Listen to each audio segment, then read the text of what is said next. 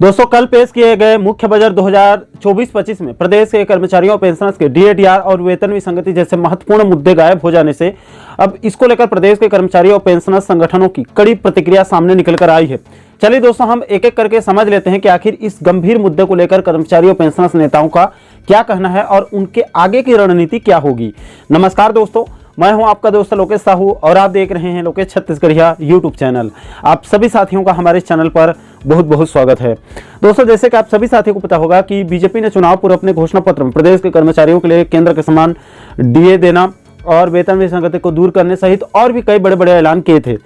इसको लेकर अभी हाल ही में छत्तीसगढ़ बीजेपी घोषणा पत्र समिति के संयोजक और दुर्ग के लोकसभा सांसद विजय बघेल जी ने मुख्यमंत्री विष्णुदेव साय जी को पत्र लिखकर कहा था कि चुनाव पूर्व हम लोगों ने प्रदेश के कर्मचारियों के लिए कई बड़े ऐलान किए थे, जिसको लेकर चुनाव में कर्मचारियों को जबरदस्त समर्थन भी मिला है। इसलिए चूंकि अब बीजेपी की सरकार बन चुकी है, ऐसे में अब भाजपा के घोषणा पत्र में प्रदेश के शासकीय कर्मचारियों को किए गए वायदे अनुसार विभिन्न समस्याओं के त्वरित निराकरण करने के लिए आवश्यक निर्देश करें। इसके बाद दोस्तों, प्रदेश के कर्मचारियों पेंशनर्स को उम्मीद थी कि मुख्य बजट में कर्मचारियों पेंशनर्स के कुछ मुद्दों को लेकर सरकार कोई बड़ा निर्णय ले सकती है। खास करके डीए और वेतन विसंगति मुद्दे को लेकर जो है वो कुछ निर्णय की उम्मीद किया जा रहा था। लेकिन दोस्तों,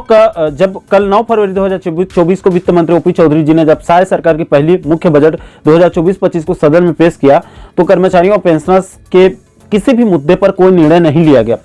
कल के बजट में न ही 46% डीए को लेकर कोई निर्णय लिया गया और न ही किसी भी विभाग के कर्मचारियों के वेतन विसंगति को लेकर कोई निर्णय कल के बजट में नहीं लिया गया है। इसको लेकर जब विपक्ष के विधायक श्रीमती यशोदा नीलंबर वर्मा जी ने स्कूल शिक्षा मंत्री से पूछा कि सहायक शिक्षकों की वेतन विसंगति दूर करने एवं सभी कर्मचारियों के क्रमोन्नति वेतनमान देने का निर्णय शासन के समक्ष विचाराधीन है क्या? यदि हाँ, तो सरकार द्वारा कब तक निर्णय लिया जाएगा? तो इस सवाल के जवाब में स्कूल शिक्षा मंत्री श्री बृजमोहन अग्रवाल जी ने कहा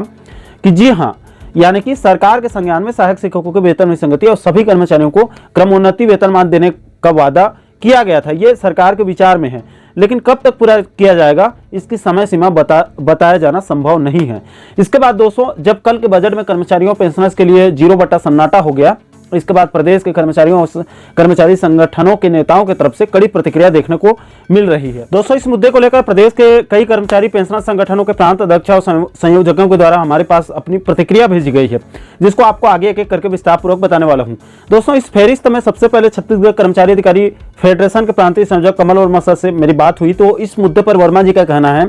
कि फेडरेशन के साथ साथ पूरे प्रदेश के कर्मचारियों की नजर कल के बैठक पर टिकी हुई थी और खास करके वित्त मंत्री ओपी चौधरी जी के ऊपर खास करके ज्यादा नजर थी, क्योंकि बीते 5 सालों में कर्मचारियों के आंदोलनों का उन्होंने समर्थन दिया था और वो खुद पूर्व आईएएस रह चुके हैं। वो खुद कर्मचारी जगत की समस्याओं से भली भांति अवगत हैं और चुनाव संपन्न होने के बाद कई बार फेडरेशन के प्रांतीय पदाधिकारियों ने सीएम के साथ साथ वित्त मंत्री ओपी चौधरी जी से भी कई बार मुलाकात करके उनको ज्ञापन सौंपा गया था, जिसमें वित्त मंत्री की तरफ से पूरा भरोसा दिया गया था कि हम मोदी की गारंटी का पालन करते हुए बजट में कर्मचारियों का भी ख्याल रखेंगे। लेकिन कल के बजट से कर्मचारी वर्ग को भारी निराशा हुई है। इसलिए छत्तीसगढ़ कर्मचारी अधिकारी फेडरेशन ने इस मुद्दे को तत्काल संज्ञान में लेकर कल 11 फरवरी 2024 को राजधानी रायपुर में छत्तीसगढ़ कर्मचारी अधिकारी फेडरेशन की एक बड़ी बैठक बुला लिया है। इसमें कल सर्वसम्मति से फेडरेशन के द्वारा कोई कड़ा निर्णय लिए जाने के संकेत प्रांतीय संयोजक कमल वर्मा सर के द्वारा दिया गया है। इसके बाद दोस्तों, इस बजट को लेकर छत्तीसगढ़ प्रदेश शिक्षक फेडरेशन के प्रांतीय अध्यक्ष राजेश चटर्जी सर की तरफ से एक कड़ी प्रतिक्रिया मिली है। कल के बजट को लेकर उनका कहना है कि प्रदेश के शासकीय कर्मचारियों एवं पेंशनर्स को केंद्र के समान डीए देने एवं लंबित डीए एरियर्स की राशि को कर्मचारियों के जीपीएफ खाते में समायोजित करने मोदी की गारंटी का बजट में प्रावधान नहीं होना कर्मचारी जगत उसके परिवार के लिए किसी सदमे से कम नहीं है। कर्मचारी जगत आश्चर्यचकित एवं हतोत्साहित है। ये छत्तीसगढ़ प्रदेश शिक्षक फेडरेशन के प्रांत अध्यक्ष राजेश चटर्जी की तरफ से लिखित बयान आया है। इसके बाद दोस्तों, कल के मुख्य बजट को लेकर इधर छत्तीसगढ़ सहायक शिक्षक समग्र शिक्षक फेडरेशन की तरफ से उनके मीडिया प्रभारी राजू टंडन जी की तरफ से कड़ी प्रतिक्रिया आई है। इस बजट को लेकर उनका कहना है कि कल 9 फरवरी को माननीय वित्त मंत्री द्वारा पेश किए गए बजट को लेकर कर्मचारियों के लिए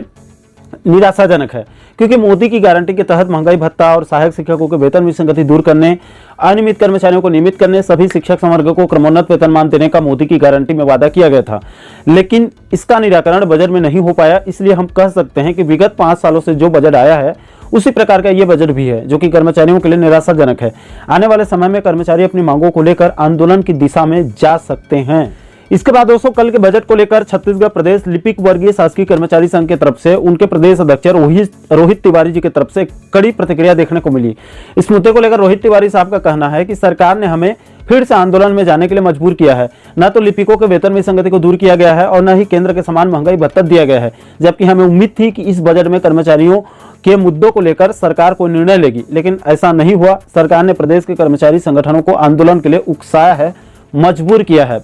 इसके बाद दोस्तों, कल के बजट को लेकर अनियमित कर्मचारी संगठनों की तरफ से भी कड़ी प्रतिक्रिया देखने को मिली है। दोस्तों, कल के बजट में प्रदेश के अनियमित कर्मचारियों के लिए कुछ प्रावधान नहीं करने के मुद्दे को लेकर छत्तीसगढ़ अनियमित कर्मचारी मोर्चा, जिनका नाम बदल के अब छत्तीसगढ़ प्रगतिशील अनियमित कर्मचारी फेडरेशन कर दिया गया है, तो इनके तरफ से उनके प्रदेश अध्यक्ष गोपाल प्रसाद साहू जी की तरफ से बयान सामने आया। कल के बजट को लेकर छत्तीसगढ़ प्रगतिशील अनियमित कर्मचारी फेडरेशन के प्रदेश अध्यक्ष गोपाल साहू जी का कहना है कि भारतीय जनता पार्टी की सरकार द्वारा प्रस्तुत प्रथम बजट में प्रदेश के शासकीय कार्यालयों में कार्यरत अनियमित कर्मचारियों जैसे कि आउटसोर्सिंग यानी प्लेसमेंट, सेवा प्रदाता, ठेका, जॉबदार, संविदा, दैनिक वेतन भोगी, कलेक्टर दर, श्रम आयुक्त दर पर कार्यरत श्रमिक, मानदेय, अंशकालीन छंटनी किए गए कर्मचारियों के हित के लिए किसी प्रकार का प्रावधान नहीं किया गया, जबकि मोदी की गारंटी में रसोईया और स्कूल सफाई कर्मचारियों से लेकर मितानिनों जैसे तमाम अनियमित कर्मचारियों के लिए कई बड़े वादा घोषणा पत्र में किया गया था। साहू जी का कहना है कि इसको लेकर बीते दिनों बजट सत्र से पहले सीएम और डिप्टी सीएम से फेडरेशन के प्रतिनिधि मंडल ने मुलाकात करके अनियमित कर्मचारियों की समस्याओं का निराकरण शीघ्र करने का अनुरोध किया था, लेकिन इस बजट से प्रदेश के अनियमित कर्मचारियों को काफी निराशा हुई है। छत्तीसगढ़ प्रगतिशील अनियमित कर्मचारी के नियमितीकरण, स्थायीकरण, निकाले गए कर्मचारियों के बहाली, न्यून मानदेय पाने वाले कर्मचारियों को न्यूनतम वेतन दिए जाने, अंशकालीन से पूर्णकालीन करने, आउटसोर्सिंग, ठेका, सेवा प्रदाता सिस्टम को बंद करने के लिए अपने संघर्ष को और बेहतर तरीके से संपादित करेगा। इसके बाद दोस्तों, कल के बजट को लेकर प्रदेश के बुजुर्ग पेंशनर्स में भी भारी नाराजगी देखी जा रही है। दोस्तों, इस मुद्दे को लेकर भारतीय राज्य पेंशनर्स महासंघ छत्तीसगढ़ के प्रदेश अध्यक्ष वीरेंद्र नामदेव जी की तरफ से एक कड़ी प्रतिक्रिया देखने को मिल रही है। दोस्तों, कल के बजट को लेकर नामदेव जी ने जो लिखित में अपना बयान दिया है, अपना प्रेस विज्ञप्ति भेजा है, उसमें उन्होंने कहा है कि छत्तीसगढ़ के बुजुर्ग पेंशनर्स और परिवार पेंशनर्स की उपेक्षा किया जा रहा है और लगातार केंद्र के समान महंगाई राहत और उसके एरियस राशि को लेकर और साथ ही साथ धारा 49(6) मुद्दे को लेकर विलंब किया जा रहा है। इसलिए सरकार के इस उदासीन रवैये को देखते हुए कल 11 फरवरी 2024 को भारतीय राज्य पेंशनर्स महासंघ ने भी कल राजधानी रायपुर के तेलीबांधा रोड स्थित राज्य कर्मचारी संघ छत्तीसगढ़ के कार्यालय में दोपहर 3 बजे पेंशनर्स की एक बड़ी बैठक बुला लिया है। दोस्तों, जारी विज्ञप्ति में भारतीय राज्य पेंशनर्स महासंघ के प्रदेश अध्यक्ष वीरेंद्र नामदेव सर का आगे कहना है कि पेंशनर्स के महंगाई राहत, धारा 49(6) सहित कल के बैठक में धरना प्रदर्शन और आंदोलन को लेकर कल के बैठक में कुछ निर्णय लिया जा सकता है। इसको लेकर पेंशनर्स महासंघ में मंथन चल रहा है। इसी को लेकर कल जो है वो बैठक बुलाई गई है। तो दोस्तों, कुल मिलाकर मुद्दा यही है और गंभीर है कि कल वित्त मंत्री ओपी चौधरी जी ने साय सरकार के पहले मुख्य बजट 2024-25 को सदन में पेश कर दिया, जिसमें प्रदेश के कर्मचारियों पेंशनर्स के किसी भी मुद्दे को, जिसको खुद बीजेपी ने चुनाव पूर्व वादा किया था, उसमें से किसी भी मुद्दे को लेकर कल के बजट में कोई निर्णय नहीं लेने से प्रदेश के कर्मचारी में भारी नाराजगी देखी जा रही है। इसलिए अब एक के बाद एक कर्मचारियों पेंशनर संगठनों के नेताओं की तरफ से भी कड़ी प्रतिक्रिया देखने को मिल रही है। इसी मुद्दे को संज्ञान में लेकर छत्तीसगढ़ कर्मचारी अधिकारी फेडरेशन ने कल 11 फरवरी 2024 को एक बड़ी बैठक बुला लिया है। इसके अलावा इधर पेंशनर्स महासंघ ने भी कल जो है वो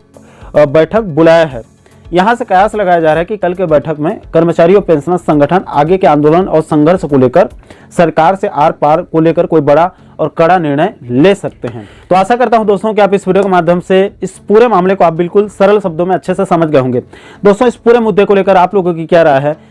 कल पेश किए गए बजट को लेकर और साथ ही साथ कल होने वाले बैठकों को लेकर आप लोगों की क्या प्रतिक्रिया है, नीचे